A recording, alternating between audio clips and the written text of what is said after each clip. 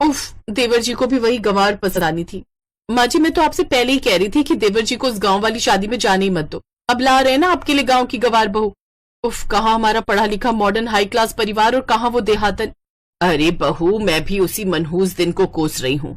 अगर उस वक्त उस बेवकूफ स्कूटर वाले ने मुझे टक्कर ना मारी होती और मेरे पैर में मोच ना आती तो मेरी जगह विराज ना जाता उस शादी में। ना तो वो जाता और ना वो उस लड़की को पसंद करता। अरे जब मेरी किटी वाली फ्रेंड्स मुझसे पूछेंगी कि तेरी देवरानी कौन है, कितनी पढ़ी लिखी है, तो मैं उसे क्या जवाब दूंगी?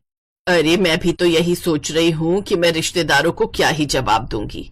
कहाँ मैं सबकी बहुओं में कमी निकालती थी, लेकिन अब मुझे ही लोगों की बातें सुननी पड़ेंगी। लेकिन अब मैं भी क्या करूं? विराज है कि टस से मस होने को भी तैयार नहीं। मॉडर्न सास करुणा और उसकी बड़ी बहू किंजल कभी नहीं चाहती थी कि उनके घर में गरीब गवार लड़की आए, लेकिन कहते हैं ना कि मियाँ बीवी राजी तो क्या करेगा काजी। कुछ ही दिनों में निशा उनके घर की छोटी बहू बनकर आ जाती है। शादी के अगले दिन, माँ जी आज मेरी पहली रसोई है, तो आप बता दीजिए मुझे क्या क्या बनाना होगा। पूछ तो ऐसे रही है जैसे मैं इसे कहूंगी चाइनीज बना दे तो ये बना लेगी। भला दाल रोटी सब्जी के अलावा बनाती ही क्या होगी ये? माँ जी आपने बताया नहीं। क्या है यार, जो बनाना है बना लेना, क्यों सुबह सुबह मेरा दिमाग खराब कर रही है? अपनी सास के मुंह से ये सुनकर निशा को थोड़ा अजीब लगता है। फिर वो मॉड्यूलर किचन में चली जाती है। अरे बाप रे, ये किचन है या कोई महल का कमरा? हमारे गांव में तो मुखिया के घर का बैठक वाला कमरा भी इतना सुंदर नहीं होता जितना कि ये है। तो वही हॉल में बैठी करुणा अपनी बहू किंजल से कहती है, अरे किंजल बहू, जा जाकर देख तो वो गवार क्या कर रही है। रसोई में कहीं मेरे महंगे महंगे क्रॉकरी सेट तोड़ ना दे। उसको बता दे जाकर कौन सा सामान कहाँ है। किंजल रसोई में जाती है और उसे सब समझाती है। उस सेक्शन में मसाले, इधर सारी क्रॉकरी और बर्तन, और उस तरफ बाकी का सामान है। अब तुम जानो, मैं तो चली। लेकिन भाभी यहाँ तो सब नॉनस्टिक बर्तन है। हाँ तो मिट्टी के बर्तन लाऊं क्या तेरे लिए, हांडी वगैरह? हाँ, महारानी ये शहर है और यहाँ सब ऐसे मॉडर्न बर्तनों में ही खाना खाते हैं। लेकिन भाभी ये तो सेहत के लिए बिल्कुल भी अच्छे नहीं होते। हमारे गांव में ऐसे बर्तनों में बना खाना कोई ना खाए। अब देखो, हमारी तुम्हारी कोई बराबरी तो है नहीं। अब देखो ना, तुम सारे फल मुफ्त में पेड़ पर चढ़कर खा लेती होंगी, सब्जियां खेत में उगा लेती होंगी, गाय भैंस का दूध फ्री में पी लेती होगी। लेकिन शहरों में ना ये सब खरीदना पड़ता है बाजार जाकर, समझी? भाभी अब कहाँ की बात कहाँ लेकर जा रहे हो? मैं तो बस ये कह रही थी कि ये सब नॉनस्टिक बर्तन बेकार है, इनसे तो शरीर में बीमारियां ही बनती हैं। नहीं नहीं नहीं नहीं, मैं अपने ससुराल वालों को बीमार नहीं देख सकती। मैं कल ही जाकर मिट्टी के बर्तन जैसे कुकर, कढ़ाई, तवा ये सब ले आऊंगी। किंजल जल्दी से जाकर अपनी सास को सारी बात बताती है। माँ जी, वो तो कह रही है अब से वो मिट्टी के बर्तनों में ही सबको खाने को देगी। लो, शुरू कर दी ना उसने अपनी गवारपंती दिखाना। उसको बोलो ये उसका देहात नहीं शहर है।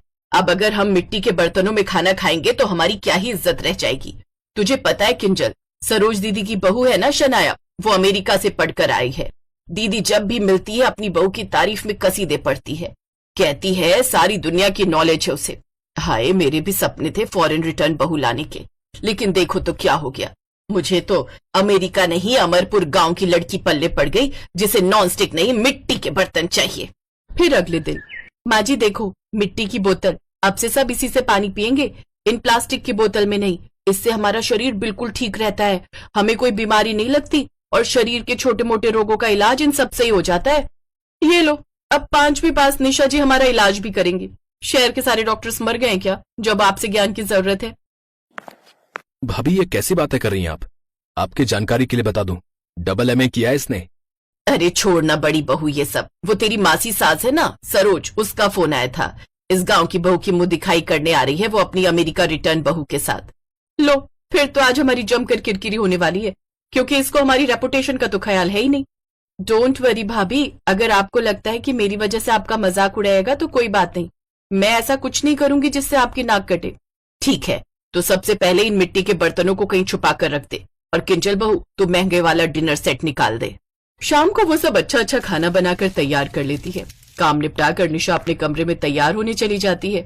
तभी मासी सास अपनी बहू को लेकर वहां पहुंच जाती है। कुछ देर बाद किंजल उनके लिए प्लास्टिक की बोतल में रखा पानी लाती है।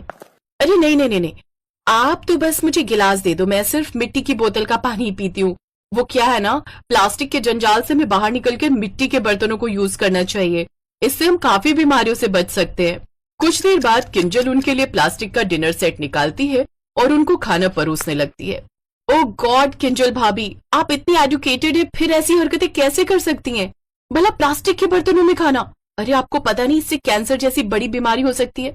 अरे आप भी मिट्टी के बर्तन ले आइए, थोड़े महंगे होते हैं लेकिन सेहत के लिए बहुत अच्छे होते हैं। कम से कम उसमें खाना खाकर इतनी तसल्ली तो होती है कि पेट में कोई केमिकल नहीं गया। शनाया की बात सुनकर उन दोनों मॉडर्न सास बहू की आंखें खुल गई थी।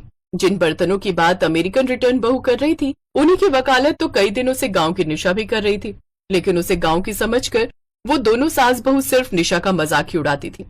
उन दोनों को अपनी गलती का एहसास हो जाता है, फिर वो निशा से माफी मांगती हैं और अब वो सब खुशी खुशी एक साथ रहने लगते हैं।